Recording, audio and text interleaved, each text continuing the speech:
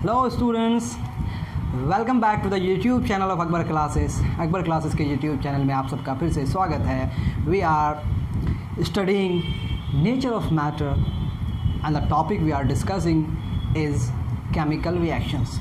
Chemical reactions के पहले part में हमने डिस्कस किया कि केमिकल चेंजेस होते क्या हैं, ये फिज़िकल चेंज से किस तरह से अलग है और केमिकल चेंजेस को रिप्रेजेंट कैसे किया जाता है। केमिकल चेंजेस का रिप्रेजेंटेशन को हमने कहा chemical equation. Then we have seen we may have two types of representation, one is skeletal which is unbalanced and another is balanced chemical equation, and every skeletal chemical equation must be balanced to follow the law of conservation of mass। यहाँ तक सारा discussion I think you have understood, समझ में आ गया होगा आपको।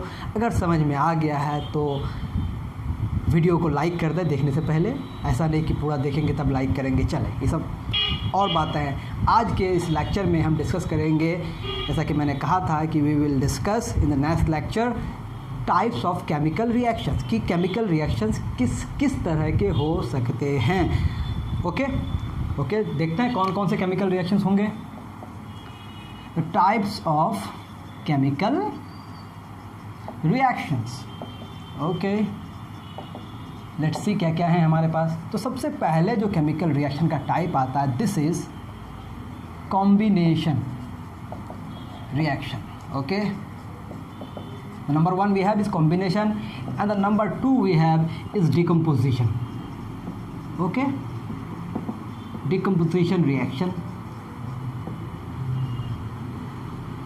and number 3 we have, this is very common, you have been taught this in class 8th, and this is displacement। ये displacement है, displacement reaction। And number 4, which is very very important, this is double displacement reaction।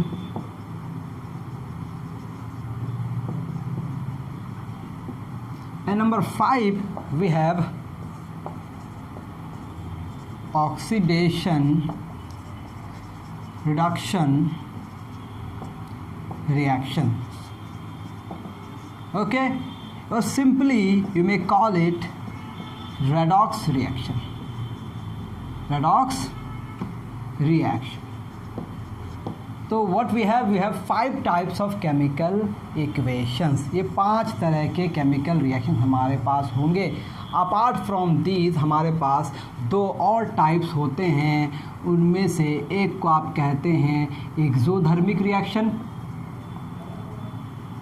हम discuss कर लेंगे जब ये सारे types पढ़ेंगे, उसी में डिस्कस हो जाएगा एक्सोधर्मिक रिएक्शंस किसे कहते हैं। और एक को हम कहेंगे इंडोधर्मिक रिएक्शन। अब ये एक्सोधर्मिक इंडोधर्मिक किस आधार पे कहा जाता है, we will see. Okay, don't worry, we will discuss each one of them one by one, detail में पढ़ेंगे, आसानी से पढ़ेंगे। सबसे पहले हमारे पास है कॉम्बिनेशन, तो यहीं से शुरू करते हैं कॉम्बिनेशन रिएक्शन से। कॉम्बिनेशन रिएक्शन से नाम ही से पता चल रहा है कि कुछ कंबाइन कर रहा होगा। तो जब भी कोई केमिकल रिएक्शन होगा, जिसमें केमिकल रिएक्शंस में क्या होते हैं, आपके पास रिएक्टेंट होते हैं बिफोर द केमिकल रिएक्शन, और वो किस में कन्वर्ट होते हैं, प्रोडक्ट्स में। This is what we call chemical reaction, यही ना होता है। तो जब आपके पास कोई कॉम्बिनेशन रिएक्शन होगा, लेट्स से कि आपके पास 2 सब्सटेंसेस हैं, एक है M और दूसरा है N। ओके, मान लिए कोई दूसरा रैंडम कुछ है, ये दोनों कंबाइन करके एक नया सब्सटेंस बनाएगा जिसका नाम मान लेते हैं वो Z हो गया। क्या हो गया, Z। तो 2 आपके पास क्या होना चाहिए, कम से कम रिएक्टेंट्स होने चाहिए। 2 रिएक्टेंट कंबाइन करके एक सिंगल प्रोडक्ट बना रहा हो। ये हो गया आपका जनरल फॉर्म। क्या हो गया, जनरल फॉर्म। इस जनरल फॉर्म में क्या दिखा कि more than one reactant, more than one reactants and what we have single product। ठीक है, जब एक प्रोडक्ट बने एक से ज़्यादा रिएक्टेंट से, तब उसको बोलेंगे कॉम्बिनेशन, दे आर कंबाइंड। इसमें बहुत सारे एग्जांपल्स आप लिख सकते हैं। I think you have copied this. आप तो लिख रहे होंगे, नहीं लिख रहे हैं तब भी कोई बात नहीं है, एटलीस्ट सुने तो और देखते जाएं। चलें, कॉम्बिनेशन में एग्जांपल्स अगर हम देखें कॉम्बिनेशन का तो क्या हो सकता है, आपने पढ़ा होगा कि मैग्नीशियम को ऑक्सीजन के साथ रिएक्ट कराते तो क्या बनता है, magnesium oxide. This is the combination reaction. अब मैग्नीशियम ऑक्साइड को वाटर में डिसॉल्व करेंगे, what you gate, magnesium hydroxide. क्या देख रहे हैं आप कि दो रिएक्टेंट कंबाइन करके सिंगल प्रोडक्ट बना रहा है, दो रिएक्टेंट्स कंबाइन करके एक सिंगल प्रोडक्ट बना रहा है। तो जब सिंगल प्रोडक्ट आपको दिखे आप बोल देंगे कि ये कॉम्बिनेशन रिएक्शन है। अगर बैलेंस नहीं है तो उसको बैलेंस कर देंगे, you put two here, okay, this is not balance, ये बैलेंस्ड है, M G, this is balance, okay. इसी तरह से आपने पढ़ा होगा calcium oxide which is lime, quick lime, this is quick lime. Quick lime when dissolve in water you get calcium hydroxide, okay. Calcium hydroxide ये आपका अगर एक्वस है तो इसको आप कहते हैं lime water, plus calcium hydroxide जो आपका सॉलिडिफाई हो जाता है, आई मीन कि वो सॉलिड के फॉर्म में प्रेसिपिटेट हो जाता है, तो उसको आप बोलेंगे स्लैग्ड लाइम। लेकिन बन क्या रहा है, कैल्शियम हाइड्रोक्साइड, सिर्फ कैल्शियम हाइड्रोक्साइड बन रहा है, तो अलग अलग स्टेट में जा रहा है, कुछ डिसॉल्व हो रहा है, कुछ डिसॉल्व नहीं हो रहा है। आप सबको पता होगा कि calcium hydroxide very less water soluble, तो जो बन तो पूरा रहा है ना, लेकिन जो डिसॉल्व हो जा रहा है उसको आप लाइम वाटर बोलेंगे, जो डिसॉल्व नहीं हो रहा है वो स्लैग्ड लाइम। तो this is also a combination reaction.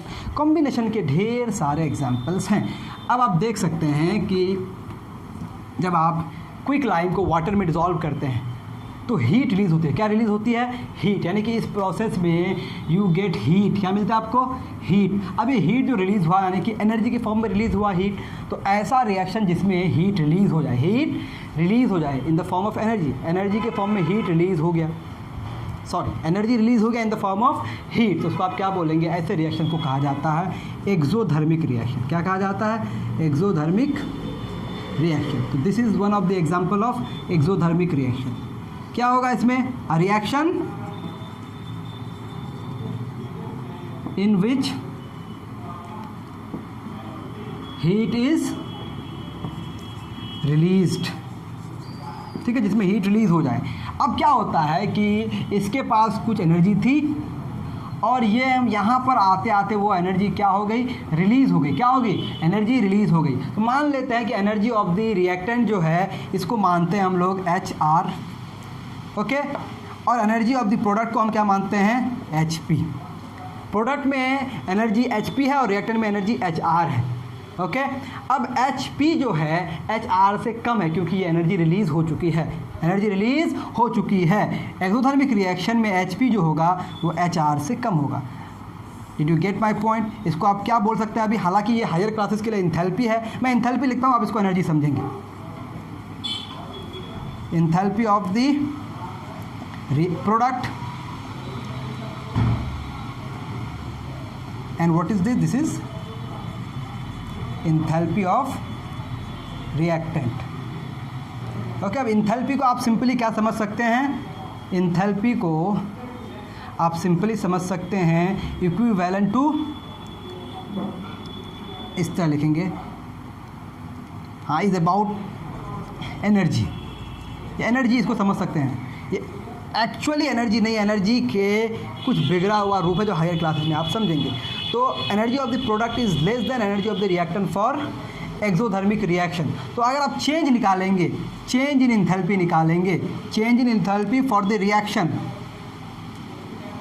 Okay, यानी कि इस रिएक्शन में एनर्जी का क्या चेंज हो रहा है, तो आप एनर्जी ऑफ द प्रोडक्ट लिखेंगे पहले minus energy of the reactant. तो energy of the product is less than energy of the reactant, तो आपको क्या मिलेगा, नेगेटिव मिलेगा, यानी कि डेल्टा H जो है ये नेगेटिव है। कब, फॉर एक्सोथर्मिक रिएक्शन, तो जब भी आपके पास कोई एक्सोथर्मिक रिएक्शन हो, energy enthalpy of the product is less than enthalpy of the reaction, hence delta H is always negative, यानी कि एनर्जी ऑफ द रिएक्शन है जो ओवरऑल चेंज है, change in energy, this is what, this is change, this change, this is change, तो change in enthalpy क्या हो जाएगा, वो नेगेटिव होगा for exothermic reaction, and this is one of the example of exothermic reaction. Why? Because energy is being release. तो कोई भी exothermic reaction होगा तो प्रोडक्ट में प्लस हीट दिखाते हैं, प्लस एनर्जी दिखाते हैं। तो this is all about exothermic reaction. Example endothermic का जब आएगा तो भी बता देंगे हम। तो ये सारे कॉम्बिनेशंस रिएक्शंस भी हैं, सारे कॉम्बिनेशन हैं, लेकिन ये क्या था, this was the exothermic reaction. ठीक है, अब कॉम्बिनेशन को डिफाइन कैसे करेंगे, तो a combination reaction is a type of reaction in which two or more reactants combine. क्या बोलेंगे, a type of reaction in which two or more reactants combine to form a single product। एक single product बनाने के लिए जब दो या दो से ज़्यादा क्या करते हैं, रिएक्टेंट कंबाइन करते हैं। और भी एग्जांपल्स लिखते हैं, चारकोल को, कोल को जलाएंगे, ऑक्सीजन के साथ रिएक्ट करके CO2 बनेगा, कॉम्बिनेशन। ओके, P4 का आप कंबशन कराएंगे, O2 से रिएक्ट करके क्या बनाएगा, P2O5 बनाएगा। This need to be balanced.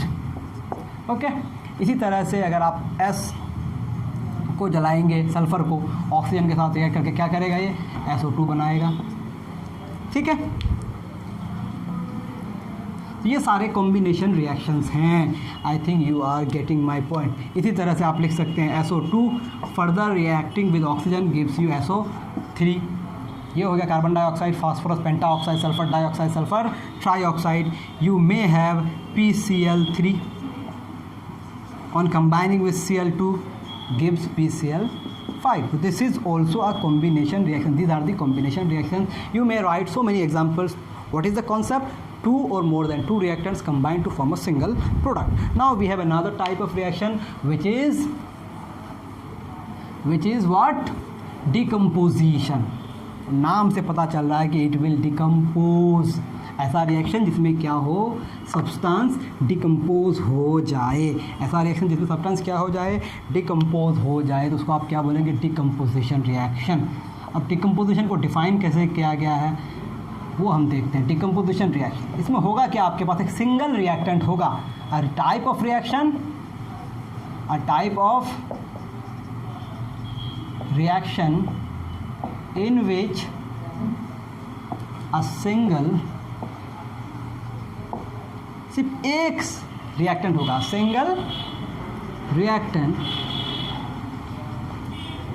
Breaks into two or more products. ठीक है, एक से ज़्यादा प्रोडक्ट में टूट जाता है एक सिंगल रिएक्टेंट। समझ में आई बात? एग्जाम्पल देखिए इसका। ठीक है, कैल्शियम कार्बोनेट है, calcium carbonate which is lime stone, which is lime stone. Lime stone को अगर आप हीट करेंगे, क्या करेंगे, हीट के लिए सिंबल हमने क्या बताया था, डेल्टा।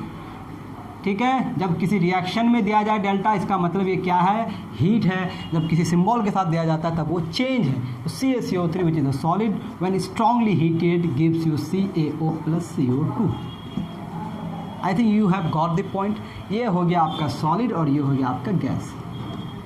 क्या हुआ, आपके पास सिंगल रिएक्टेंट था, दो प्रोडक्ट में डिकम्पोज हो गया, टूट गया। क्यों? एनर्जी की वजह से। तो पता ये चलता है every decomposition reaction is accompanied by the absorption of energy। अब एनर्जी किसी भी फॉर्म में हो सकता है। डिकम्पोजिशन रिएक्शंस किसकी वजह से होते हैं, decomposition reactions are accompanied by the absorption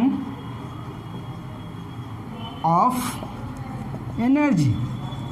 अब ये एनर्जी किसके फॉर्म में हो सकता है, हीट के फॉर्म में हो सकता है। हियर इज एग्जांपल, ये आपके लाइट के फॉर्म में हो सकता है, या आपके इलेक्ट्रिक करंट के फॉर्म में हो सकता है। ठीक है, इस तरह से आप एनर्जी इसमें दे सकते हैं। तो अगर हीट के फॉर्म में हो, ठीक है, डिकम्पोजिशन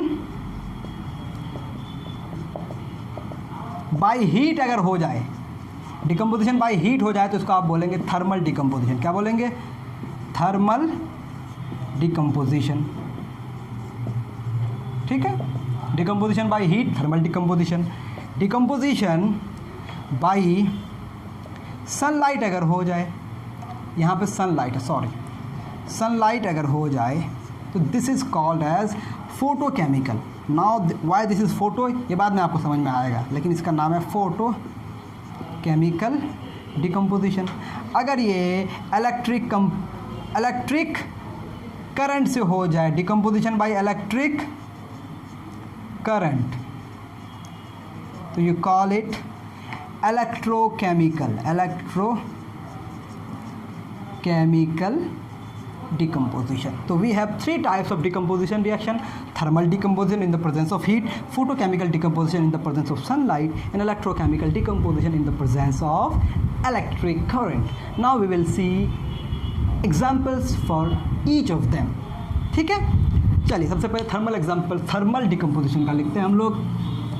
ओके, मैं नंबरिंग करके लिखूंगा ताकि आप समझ जाए। जैसा कि ए नंबर, अगर मैं एक नंबर लिखूंगा इसमें, एक नंबर में ए लिख रहा हूँ, CaCO3 मैं लिखा था अभी, I am repeating it, heat दिए CaO प्लस CO2। अब मैं जिंक कार्बोनेट अगर ले लूँ, इसको भी हीट करेंगे तो it will give you ZnO plus CO2। If I take Na2CO3 it will also give you Na2O plus CO2। If not balance then balance it. ठीक है, ये हो गया B, ये हो गया C।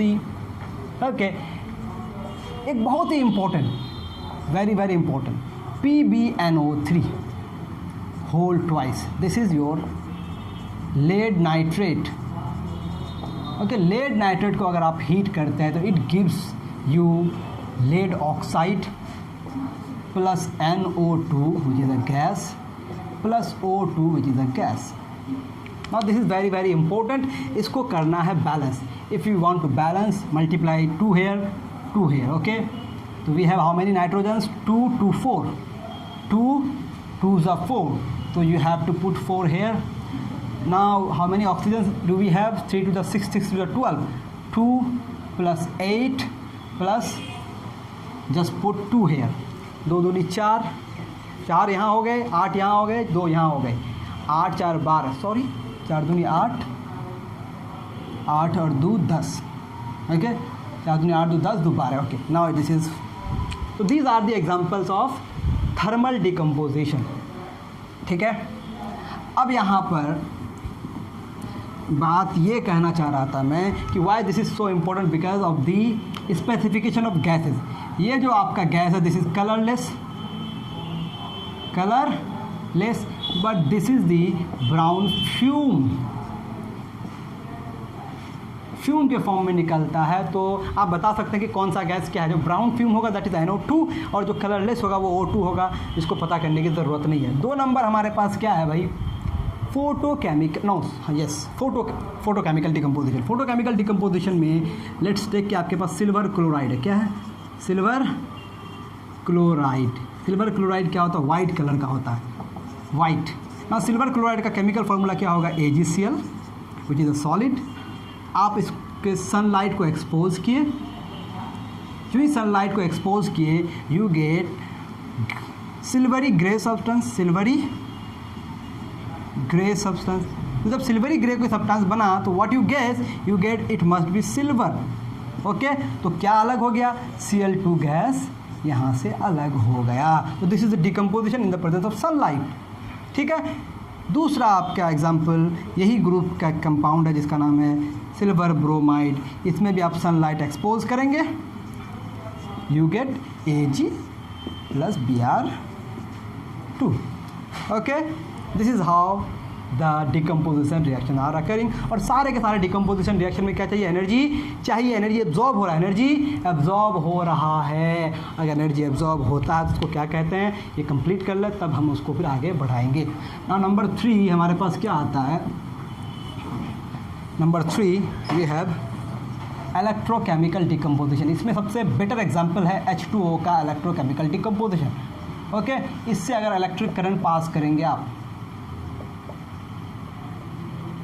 फॉर योर नॉलेज मैं बता दूं, H2O is a bad conductor of electricity when it is distilled, when it is pure, but it can be a good conductor of electricity when some drops of acids are added. तो जब भी electric current acid water से पास करेंगे हम लोग, तो it must contain some amount of acid. अब ये गुड कंडक्टर है, तो मैं जब लिख रहा हूँ H2O, इसका मतलब इसमें ऑलरेडी डिजॉल्व है, it will decompose into H2 gas plus O2 gas.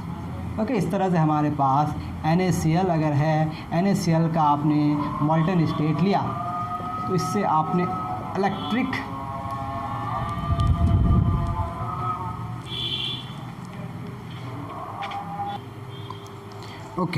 क्या लिख रहा था मैं कि सोडियम क्लोराइड का अगर आपने एक्वस नहीं, इसका मॉल्टन स्टेट लिया, पिघला दिया, और इससे आप इलेक्ट्रिक करंट को पास कर रहे हैं, तो you get sodium as a solid and chlorine gas. Okay, this is what happens जब सोडियम क्लोराइड का आप क्या करेंगे, इलेक्ट्रोलाइसिस करेंगे। एक और बहुत ही इंटरेस्टिंग एग्जांपल है, इंटरेस्टिंग, दैट इज़ NaCl ही है। ओके, लेकिन इसका आपने ले रहा है एक्वस सोल्यूशन। जब एक्वस सोल्यूशन इन्वॉल्व करते हैं तो इसके इलेक्ट्रोलाइसिस में H2O भी इन्वॉल्व हो जाता है। ओके, अब इससे अगर आप इलेक्ट्रिक करंट पास करेंगे, रिमेंबर ये दोनों अलग अलग बात है, this is a mixture and this is a pure substance. Electric current pass करने से सोडियम ब्रेक करता है Na+ में, और OH- मिलता है यहाँ से, और NaOH बनता है, तो ये भी ब्रेक कर गया, और आपका Cl2 गैस बनता है, और आपका जो H यहाँ बनता है वो H2 में कन्वर्ट हो जाता है। तो ये पूरी तरह से डिकम्पोज हो जाता है, ये भी डिकम्पोज होता है, ये भी डिकम्पोज होता है। तो this is the decomposition reaction. आप ये बोल सकते हैं कि इसमें तो सिंगल रिएक्टर नहीं है, लेकिन आप अलग अलग अगर चेक करेंगे वाटर का, तो वाटर डिकम्पोज हो गया H2 और OH में, और NaCl डिकम्पोज हो गया Na में और Cl में। तो ये डिकम्पोजिशन रिएक्शन तो है, और इलेक्ट्रिक करंट की वजह से हो रहा है। तो ये आप अलग से लिख लेंगे, समझ में आ रही बात। इसको आप बॉक्स बना के लिख लेंगे, क्योंकि कुछ लोग इसमें ऑब्जेक्शन दे सकते हैं, बट क्योंकि इलेक्ट्रिक करंट से होता है इसीलिए मैंने इसको लिस्ट में लिखा दिया। Okay, for more examples you can go through your books and you can write many examples. मैं कहूँ समझा रहा हूँ कि कॉन्सेप्ट क्या है। अब इन सारे रिएक्शंस में जितने सारे डिकम्पोजिशन रिएक्शन थे, सब में एनर्जी एब्जॉर्ब हो रहा था। एनर्जी एब्जॉर्ब हो रहा है मतलब प्रोडक्ट की एनर्जी बढ़ रही है। उसको आप क्या नाम देंगे, इंडोधर्मिक रिएक्शन। क्या नाम देंगे, इंडोधर्मिक रिएक्शन। अब इंडोधर्मिक रिएक्शन क्या हो गया भाई, ऐसा reaction in which energy is absorbed, energy इसमें एब्जॉर्ब हो जाए। एनर्जी अगर एब्जॉर्ब हो गया तो आप क्या देखेंगे कि एनर्जी रिएक्टेंट में एब्जॉर्ब होकर प्रोडक्ट में कन्वर्ट हो गया, यानी कि प्रोडक्ट एनर्जी कुछ एब्जॉर्ब कर रखा है। एक्सोथर्मिक में क्या था, एनर्जी निकल जा रही थी। अब इंडोथर्मिक में क्या है, एनर्जी इसने एब्जॉर्ब कर रखा। तो प्रोडक्ट की एनर्जी क्या हो जाएगी, एंथैल्पी ऑफ द प्रोडक्ट जो है, this must be greater than enthalpy of the reactant. समझ आई मेरी बात। किसी भी इंडोथर्मिक रिएक्शन के लिए कंडीशन क्या होगा, enthalpy of the product is greater than enthalpy of the reactant, यानी कि एनर्जी उसकी। ठीक है, तो अगर आप चेंज निकालेंगे, चेंज इन एंथैल्पी निकालेंगे, that is HP minus HR। Okay, product minus initial, final minus initial. Final क्या है, प्रोडक्ट, और इनिशियल क्या है, रिएक्टेंट। तो आपको जो डिफरेंस मिलेगा, because this is bigger than this, तो you get always a positive result. आपको क्या मिलेगा, पॉजिटिव रिजल्ट मिलेगा। डेल्टा H पॉजिटिव होगा किसके लिए, for an endothermic reaction. Okay, हर एक इंडोथर्मिक रिएक्शन के लिए डेल्टा H पॉजिटिव और डेल्टा H जो है वो नेगेटिव होता है, किसके लिए, for exothermic reaction. This should be remembered, this should be exothermic reaction. Okay, I think you have got all the things. अब ये डिकम्पोजिशन रिएक्शन हो गया। Now we have very very important reaction, that is displacement reaction. तो देखते हैं क्या होता है ये displacement reaction. Okay, displacement reaction क्या है भाई? What are displacement reaction? I think this is third type of reaction, displacement reactions. Okay, displacement reaction में होगा क्या? हमेशा more reactive element displaces less reactive element.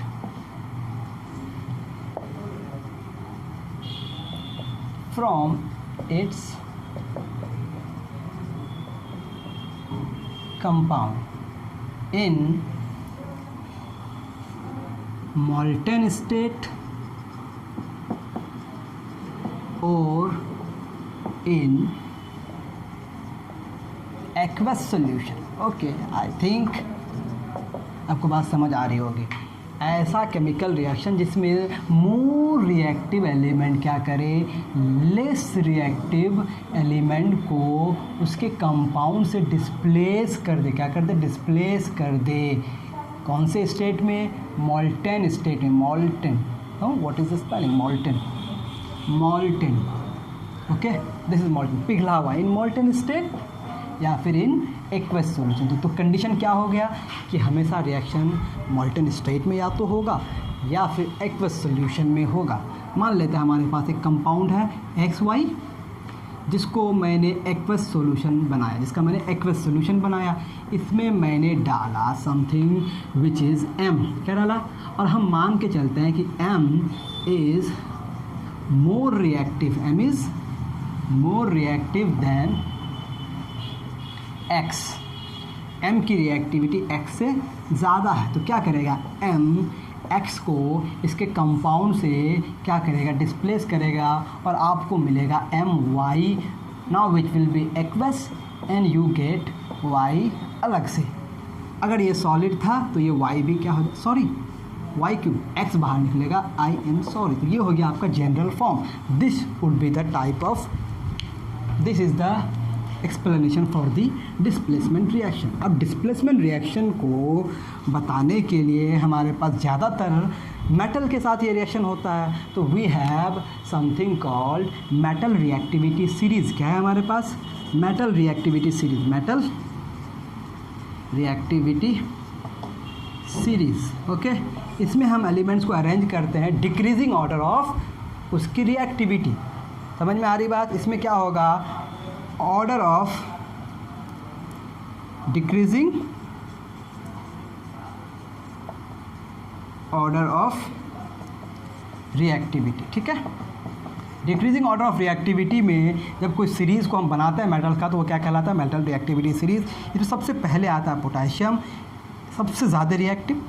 इसके बाद आता है सोडियम, इससे कम रिएक्टिव। तब आता है हमारे पास कैल्शियम। ठीक है, मैं ऑर्डर लिख रहा हूँ। तब आता है हमारे पास magnesium, then we have aluminium, then we have zinc, then we have iron, then we have I think tin and lead and वगैरह। चलिए मैं लिख देता हूँ, let me check it out if that is given. कभी कभी चीज़ें याद नहीं रहती है। ओके, लेट्स सी क्या है ये। आई थिंक चलें, अलग अलग किताबों में अलग दिया। आयरन के बाद आप टिन ले सकते हैं, लीड ले सकते हैं। हो सकता है ये इसका ऑर्डर थोड़ा सा इधर उधर हो। इसके बाद और भी मेटल्स ले सकते हैं आप, but we have to take hydrogen which is the standard. तब इसके बाद हम ले सकते हैं कॉपर। ओके, और कॉपर से ज़्यादा रिएक्टिव मेरे ख़्याल से Hg होता है। ओके, और इससे कम रिएक्टिव होता है सिल्वर, और इससे कम रिएक्टिव होता है gold which is iron, and इससे कम रिएक्टिव होता है प्लेटिनम। ठीक है, तो आपके पास पोटाशियम जो है this is the most reactive,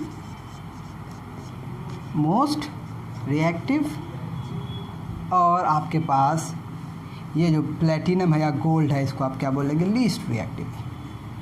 least reactive. Okay, अब आपको ये मिल गया रिएक्टिविटी सीरीज। तो रिएक्टिविटी सीरीज में आप क्या करेंगे, मेटल्स को अरेंज करेंगे in the decreasing order of their chemical reactivity. अब अगर एग्जांपल्स देखेंगे आप डिस्प्लेसमेंट रिएक्शन का, if you want to know the examples for the displacement reaction, ठीक है, समझ आ रहा है कि नहीं समझ आ रहा है तो जल्दी जल्दी हमें बताएं, मैं फिर इसको बताने की कोशिश करूँगा।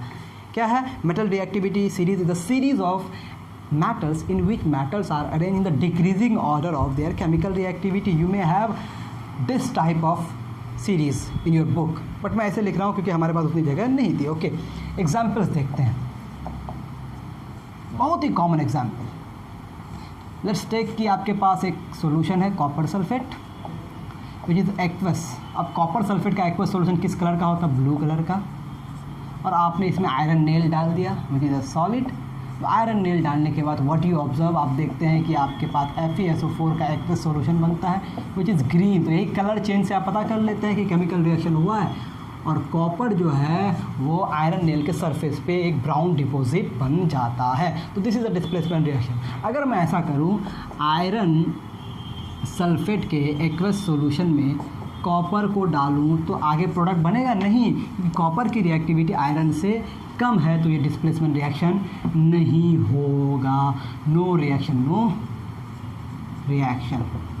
अगर मैं ऐसा करूं, कॉपर सल्फेट का सॉलिड ले लूं, इसमें आयरन सॉलिड को डालूं, तब भी रिएक्शन नहीं होगा।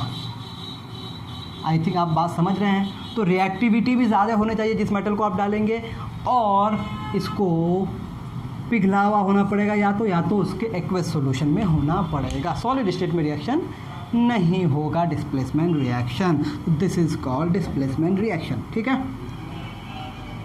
इसके अलावा आप और लिख सकते हैं।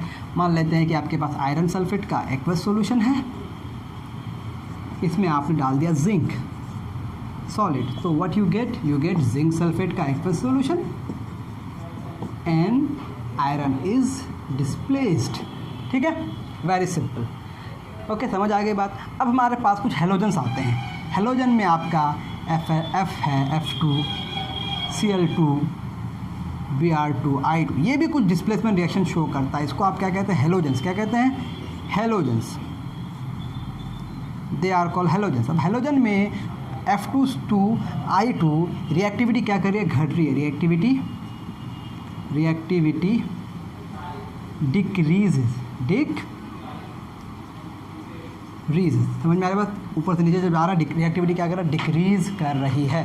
तो अगर आपके पास, यहाँ इसको अलग करते हैं, ठीक है, इसमें आप कोई कंपाउंड देखते हैं कि आपके पास एक NaCl एक कंपाउंड है, इसका आपने एक्वस सॉल्यूशन लिया, इसमें आपने डाला F2, okay, which is a gas. क्या बनेगा आपका प्रोडक्ट? आपका बन जाएगा NaF which is aqueous, okay, plus आपका Cl2 गैस बाहर निकल जाएगा।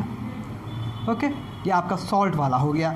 इसी तरह से मैं अगर आपका ले लूँ, एक एसिड ले लिया मैंने HI, चलिए HBr ले रहा हूँ, इसका एक्वस सॉल्यूशन बनाएंगे तब ये एसिड होगा। इसका नाम है हाइड्रोब्रोमिक एसिड। Hydrobromic acid. मैंने इसमें डाला Cl2 gas. As you dissolve Cl2 gas in this, you get another acid which is HCl, और आपका ब्रोमीन लिक्विड के फॉर्म में अलग हो जाएगा। तो आपको क्या मिल जाएगा? Hydrochloric acid. तो हुआ क्या कि आपका मेटल को डिस्प्लेस करेगा और नॉन मेटल को डिस्प्लेस करेगा। इनफैक्ट हेलोजन को डिस्प्लेस करेगा। जिसकी रिएक्टिविटी ज़्यादा है वो कम रिएक्टिव वाले को डिस्प्लेस कर देगा। तो these are all about displacement reaction. Now we have what? इतना समझ आ रहा है कि नहीं? अब हमारे पास क्या है? डिस्प्लेसमेंट के अगला double displacement, and that is also interesting, ठीक है। क्या पढ़ेंगे हम लोग? Double displacement reaction. हम चाह रहे हैं कि सारे टाइप्स ऑफ केमिकल रिएक्शन एक ही लेक्चर में ख़त्म हो जाए, so that we don't have to make another lecture, okay? Double displacement, number 4. Double displacement reaction. Double displacement reaction में होगा क्या? आपके पास दो अलग अलग कंपाउंड के एक्वस सॉल्यूशन होंगे। मान लेते हैं आपके पास एक सॉल्यूशन है XY, इसका आपने एक्वस सॉल्यूशन बनाया, और ये एक्स वाई एक्वस सॉल्यूशन में आयंस दे रहा है एक्स प्लस और वाई माइनस, ठीक है। या फिर मान लेते हैं x2 प्लस है और y माइनस 2 है, दोनों में दो चार्ज है, ठीक है, di positive and di negative. इसको मैंने Mn के साथ Mn का एक्वस सॉल्यूशन लिया और Mn अपने एक्वस सॉल्यूशन में आयन दे रहा है M plus unipositive and M minus negative, ठीक है। यहाँ N नॉट नाइट्रोजन, N एक कोई रैंडम एलिमेंट है जो हम मान के चल रहे हैं अभी, ठीक है, ओके। अब ये दोनों एक्वस सॉल्यूशन को आपने मिलाया, इन दोनों एक्वस सॉल्यूशन को मिलाने की वजह से पहले ये दोनों आयन्स आपस में अट्रैक्टेड थे, ये दोनों आयन्स आपस में अट्रैक्टेड थे ना। अब दोनों को मिक्स किए तो क्या हुआ, इसका कैटायन इसके एनायन के साथ इंटरेक्ट हुआ और इसका कैटायन इसके एनायन के साथ इंटरेक्ट हुआ। तो new types of interactions are coming, okay. Because of this new interaction you are getting new compound, that is आपको क्या मिलेगा, एक्स की वैलेंसी कितनी है, 2, ओके। वैलेंसी अगर आप देखेंगे, इसकी वैलेंसी 2, इसकी वैलेंसी 2, इसकी वैलेंसी 1, इसकी वैलेंसी 1। तो जब x n से कंबाइन करेगा तो n की वैलेंसी है 1, इसकी वैलेंसी है 1, उसको 2 होना पड़ेगा, यानी कि x2 और आपका x2 नहीं, x2 इसकी वैलेंसी ऑलरेडी 2 है। अगर आप अलग से देखना चाहेंगे तो ऐसे लिख सकते हैं, कंपाउंड का फार्मूला जो लिखा जाता है, कैसे लिखा जाता है वो मैं थोड़ा एक बार फिर से रिवाइज कर दे रहा हूँ। आपके पास x प्लस 2 है और n माइनस है, इसकी वैलेंसी 2, इसकी वैलेंसी 1, तो क्या हो जाएगा, क्रॉस, तो क्या मिलेगा आपको, x n2, मतलब वैलेंसी को न्यूट्रलाइज करना ज़रूरी है ना, n को 2 होना पड़ेगा तब ना x के साथ कंबाइन कर पाएगा, क्योंकि उसकी वैलेंसी 1 है, तो x n2 you get, okay. Plus दूसरा क्या मिलेगा हमको, m की वैलेंसी 1 और y की वैलेंसी 2, जिसकी वैलेंसी 2 है वो तो उतना ही रहेगा, जिसकी वैलेंसी 1 है उसको 2 होना पड़ेगा। तो this is how displacement reaction occurs. तो आपने देखा क्या कि इस रिएक्शन में जो आयंस पहले थे उन आयंस में एक्सचेंज हो गया। तो जब भी कोई डबल डिस्प्लेसमेंट रिएक्शन होगा तो आप क्या बोलेंगे, reaction in which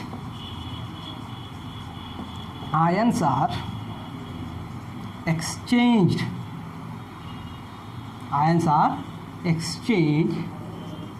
between two ionic compounds। Ionic मतलब जिसमें आयंस हो, आयनिक कंपाउंड्स, ठीक है। ऐसा रिएक्शन जिसमें आयंस एक्सचेंज हो जाए दो कंपाउंड्स के बीच में, उसको आप क्या बोलेंगे, double displacement. We have an example, आपके पास सोडियम सल्फेट का एक्वस सॉल्यूशन है, okay. Now we have barium chloride which is aqueous. एक टेस्ट ट्यूब में ये है, एक टेस्ट ट्यूब में ये है। This is your sodium sulphate, very common, and you have barium chloride, okay. अब मैं इसको अगर तोड़ना चाहूँ तो सोडियम सल्फेट का एक्वस सॉल्यूशन में सोडियम आपको देगा Na+, ओके, और SO4 -2, ओके। सल्फेट तो हमेशा SO4 -2, और बेरियम क्या देगा, Ba+2 और Cl-। These types of ions are present. Now you are mixing them, you are getting a new types of interaction. Ba+2 is combining with SO4 and Na+ is combining with Cl-।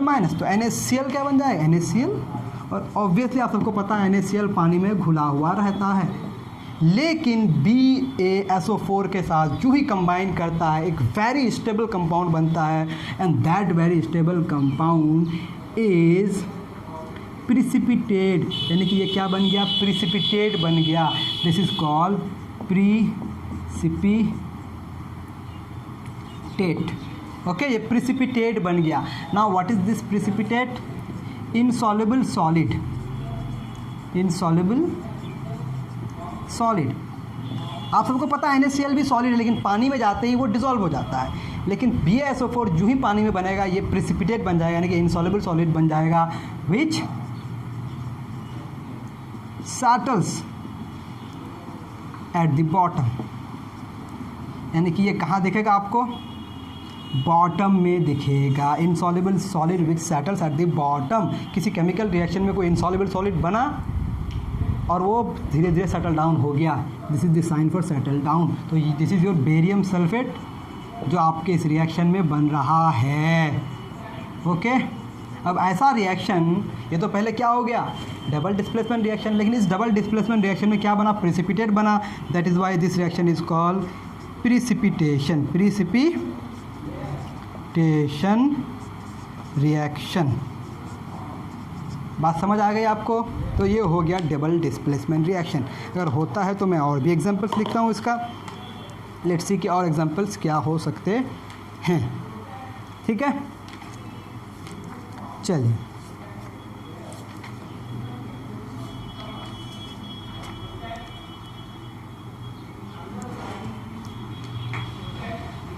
Double displacement reaction के examples और भी लिख लेते हैं हम लोग।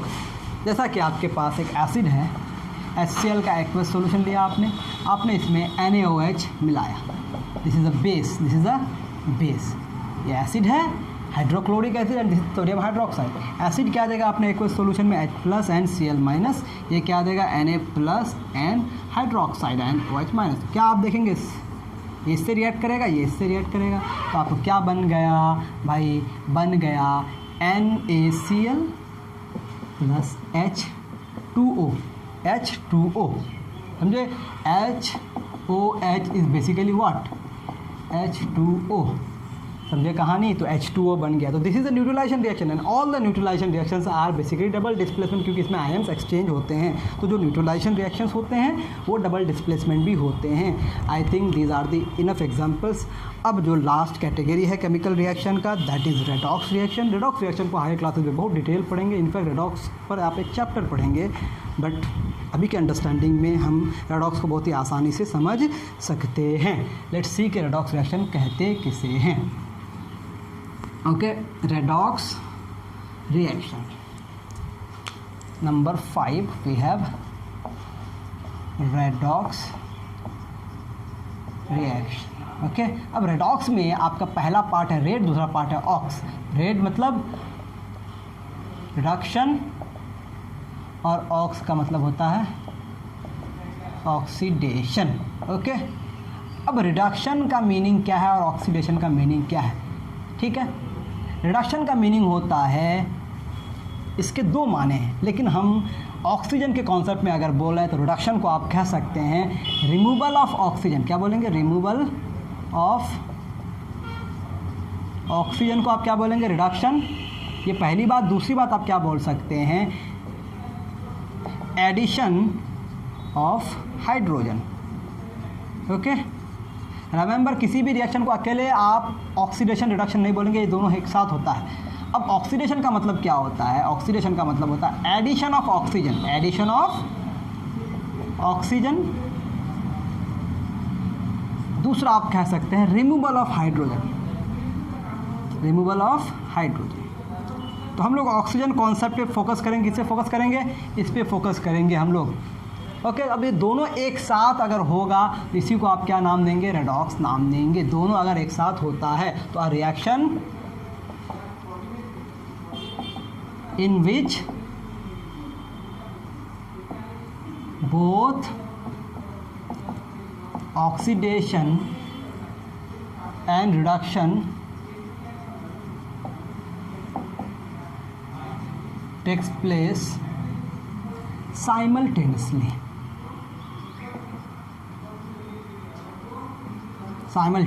जिसमें oxidation भी हो रिडक्शन भी हो एक साथ, उसको आप क्या बोलेंगे? रेडॉक्स बोलेंगे। We have very very good example. Let's say कि हमारे पास CuO, this is your copper 2 oxide. ये क्या है हमारे पास? Copper 2 oxide. ओके, इसको आप क्यूप्रिक ऑक्साइड भी कह सकते हैं। This can be called as cupric oxide. Cupric oxide एक सॉलिड है, इससे आप हाइड्रोजन गैस को अगर पास करते हैं, अगर आप हाइड्रोजन गैस को पास करते हैं, व्हाट यू गेट कॉपर और H2O अलग हो जाता है। इस पर्टिकुलर रिएक्शन में अगर आप ऑब्जर्व करेंगे तो आप देखते हैं कॉपर ऑक्साइड से बना क्या? कॉपर बना। यहाँ से क्या हुआ, ऑक्सीजन रिमूव हो गया। ऑक्सीजन का रिमूव होना इज रिडक्शन, ओके। और H2 में क्या हो रहा है आपका, समझ पा रहे हैं मेरी बात, H2 में ऑक्सीजन ऐड हो रहा है जिसकी वजह से H2O बन रहा है, एंड दिस इज ऑक्सीडेशन। इसका मतलब ये क्या हो गया, एक रेडॉक्स रिएक्शन हो गया। तो रेडॉक्स रिएक्शन में आपका क्या होगा, ऑक्सीजन ऐड होगा और ऑक्सीजन रिमूव होगा, दोनों एक साथ होगा, यानी कि रिडक्शन भी होगा ऑक्सीडेशन भी होगा, दोनों हो गया। उसको आप क्या बोलेंगे, रेडॉक्स बोलेंगे। Now we have some terminologies. अब इस पर्टिकुलर रिएक्शन में कॉपर ऑक्साइड जो है इसका क्या हो रहा है, रिडक्शन हो रहा है, तो इसको बोलेंगे is getting reduced, okay. Copper oxide is getting reduced, NH2 is getting oxidised.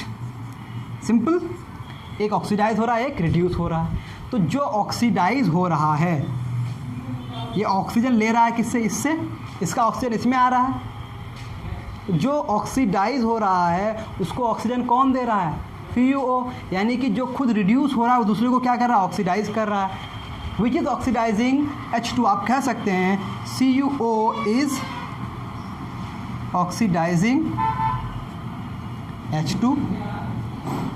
CuO को ऑक्सीडाइज, CuO किसको ऑक्सीडाइज कर रहा है, H2 को, और H2 किसको रिड्यूस कर रहा है, CuO को, and H2 is reducing CuO। तो CuO से ऑक्सीजन कौन लिया, हाइड्रोजन, मतलब CuO H2 को ऑक्सीडाइज कर रहा है और CuO को कौन रिड्यूस कर रहा है, H2। तो जो खुद क्या हो जाए, रिड्यूस हो जाए दूसरे को ऑक्सीडाइज करने के लिए, उसका नाम होता है ऑक्सीडाइजिंग एजेंट। क्या नाम होता है, ऑक्सीडाइजिंग एजेंट। तो CuO is oxidising agent and H2 is getting reduced, sorry oxidised. ये क्या हो रहा है, H2 क्या हो रहा है, ऑक्सीडाइज हो रहा है। तो विच इज़ गेटिंग ऑक्सीडाइज्ड, जो खुद ऑक्सीडाइज हो रहा है मतलब दूसरे को क्या कर रहा है, रिड्यूस कर रहा है। आप क्या बोलेंगे, this is your reducing agent. समझ में आ रही बात। तो जो खुद ऑक्सीडाइज होगा वो कहलाएगा रिड्यूसिंग एजेंट, और जो खुद रिड्यूस होगा वो क्या कहलाएगा, oxidising agent. I think you have got the concept. Now let's take another example. I think ये आप सारी बातें लिख चुके हैं, और एग्जाम्पल्स हम लिखने की कोशिश करते हैं। Let's write down some more examples of redox reaction. आपकी बुक में अगर नहीं है तो भी कोई बात नहीं, हमारे पास एक एग्जाम्पल है ZnO+C। ये रिएक्शन मेटलर्जी में आता है कि हम जिंक ऑक्साइड को जब हम लोग रिड्यूस करते हैं तो क्या बनता है। तो होता क्या है कि आपका बन जाता है zinc metal plus I think carbon monoxide बनता है। क्या बनता है, कार्बन मोनोऑक्साइड। जब इसको ऑब्जर्व करेंगे आप क्या देखते हैं, zinc oxide is converting into zinc, मतलब ये रिडक्शन, ऑक्सीजन इससे चला गया, ओके। और कार्बन में ऑक्सीजन आके कार्बन मोनोऑक्साइड बन गया, तो आप कह सकते हैं दिस इज ऑक्सीडेशन। तो जिसका ऑक्सीडेशन हो रहा है वो दूसरे को क्या कर रहा है, रिड्यूस कर रहा है, मतलब this is your reducing agent, reducing agent. और जो खुद क्या हो रहा है, रिड्यूस हो रहा है, तो दूसरे को ऑक्सीडाइज कर रहा है, तो ये हो गया ऑक्सीडाइजिंग एजेंट। अब ऑक्सीडाइजिंग एजेंट को ऑक्सीडेंट भी कहा जाता है। क्या कहा जाता है, ऑक्सीडेंट। और रिड्यूसिंग एजेंट को रिडक्टेंट भी कहा जाता है। तो these are the terminology that you should remember. Let's take another example.